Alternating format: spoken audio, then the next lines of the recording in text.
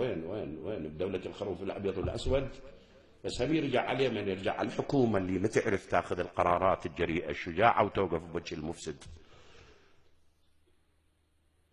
وإلا أرجوك يصير أن ناس يدخلون على مدرسة يهينون مدير مدرسة قدام طلابه يبسطون لأنه حاسب الطالب.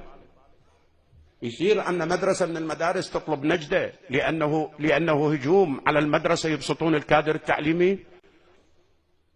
إذا مشت هذه العشيرة مشت على المعلم أو المدرس ورضته وقنعته، تبقى له كرامة قدام طلابه؟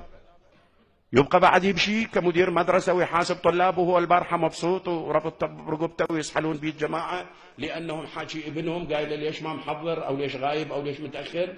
مو على هاي لو غيرها. بالله شنو اكو معلم إلى مصلحة واحد؟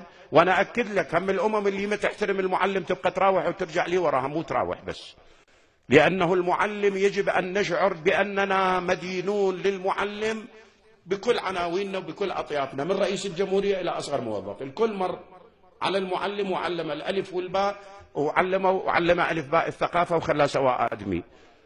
تالي يوصل الحال بينا. انا اريد اناشد المسؤولين، هو هذا قانون العشائر اللي شرعوه أن يدخلون على مدرسة يبسطون مديرها؟ لكن احنا إلى متى نطالب دولة نناشد الدولة ونناشد على وجه التحديد رئيس الوزراء مثل هذه المواقف لازم ياخذ بها مواقف جريئة وشجاعة وسريعة.